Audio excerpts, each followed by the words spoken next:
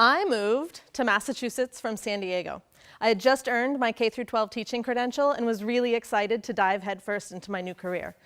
My husband wanted to go back to school at UMass, so we packed up a U-Haul and drove across the country.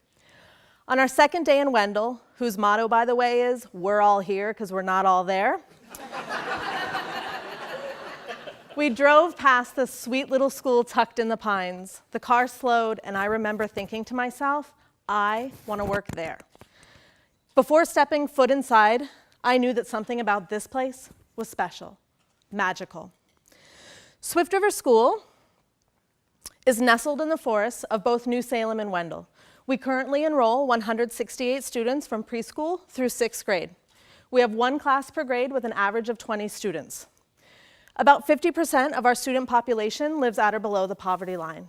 In 2015, the state of Massachusetts named us a Blue Ribbon Commendation School and a high-performing Level 1 school.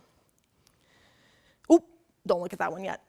I have now worked at Swift River for 7 years, and I want to share with you the secret of what keeps this place so incredible. It's something I believe all schools can adopt. It won't cost you a dime, nor will you need hours of professional development. It's something you can implement right away, and it will transform the lives of your students and staff. I see you all sitting on the edges of your seats. What is the secret you seek? One word: love. Whoa, did you feel that? I think the earth just shifted. Love! It's so simple, and yet we desperately need more of it. Day after day, I see the magnificent shift that love makes in the lives of our students. At Swift River School, love is intentionally expressed from the top down. It's woven into our interactions with our superintendent, our principal, our administrative team, our maintenance team, our kitchen staff, our bus drivers. I dare say that every grown-up that works in our school holds love as the most important responsibility of an educator. We embrace students for who they are, and we love them unconditionally. Now, love manifests in a few different ways at our school. The first is through joyful, playful love. This is the kind of love that keeps us laughing and having fun together. At Swift River School, we work hard and play hard.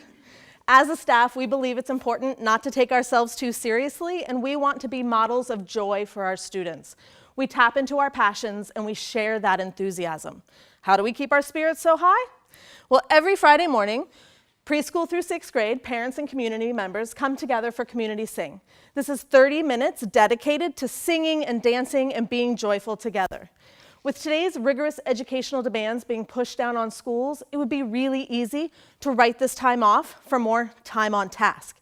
Yet this tradition has stood the test of time, over 25 years. Right? Give it up. I most appreciate Community Sing when times are hard. After the tragedy at Sandy Hook, our principal made beautiful fleece scarves for every single child and staff member. We wrapped ourselves in her love and came together to sing songs of unity and peace. It's astounding to me that in only 30 minutes a week, we're able to strengthen community, foster friendship, and create lifelong memories. Our love of being active together has translated into a powerful team of volunteers who keep us moving via the 100-Mile Club. As a community, we're challenged to run or walk 100 miles during the school year.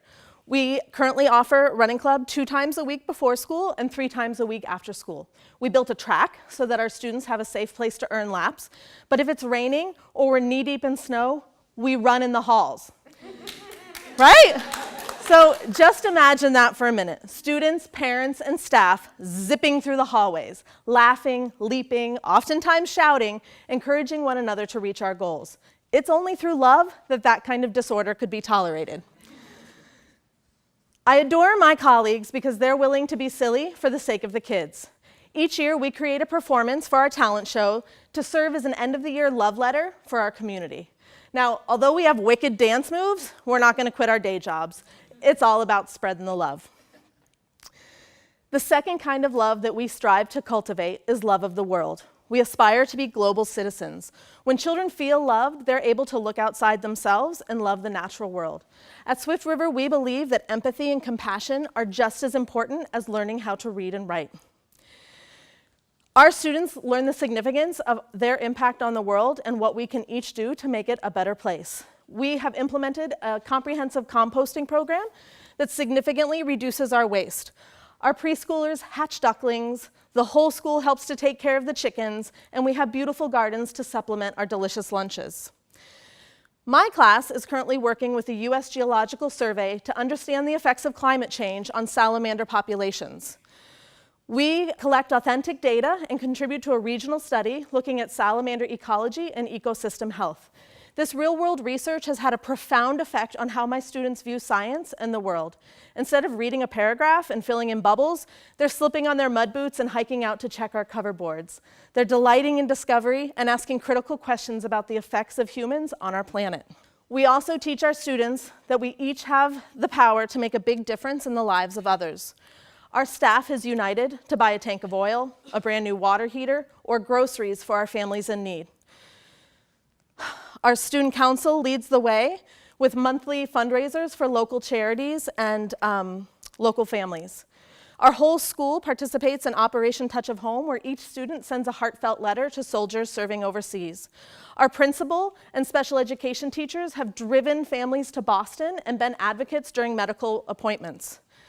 After the Boston Marathon bombing, my class was devastated and wanted to know what they could do to help. So they hosted a 5K that brought our community together and raised $2,000 for One Fund Boston. It's our hope that when students leave our little school, they recognize their capability to be a positive force. We send them into the world armed with acts of kindness and love for humankind. The third kind of love that fills Swift River School is courageous love, or the strength to stand up for what's right.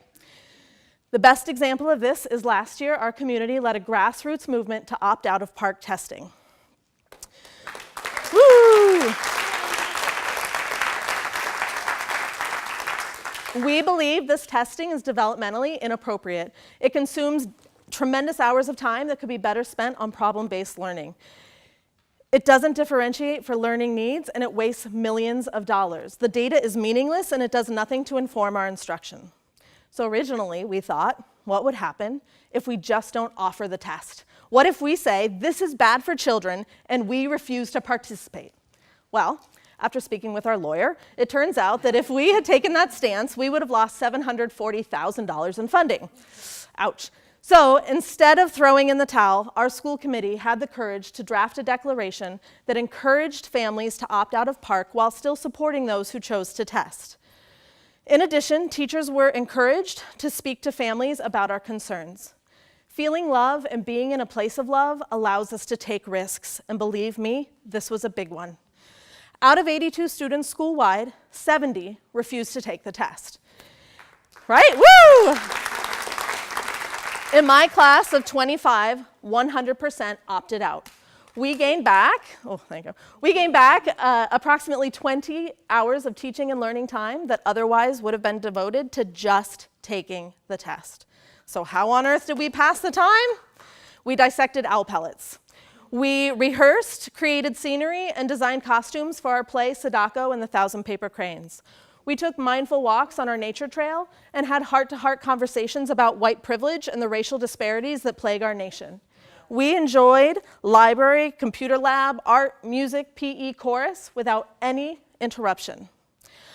I can say with confidence that I gained a wealth of knowledge about my students during this time, and their love of learning blossomed.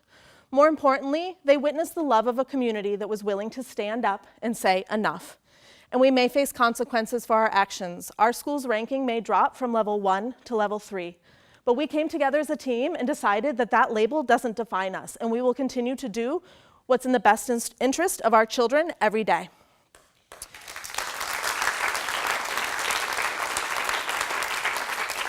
So let me be clear, you don't have to go big to make a big difference. If your school isn't one giant love fest, please know that you can be the source for more love.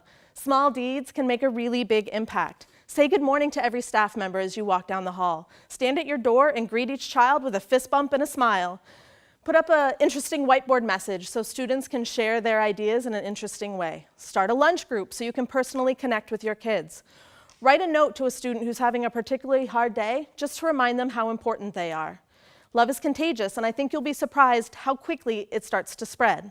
So I challenge you, find your own ways to bring the love. Allow yourself to live and breathe love in every moment.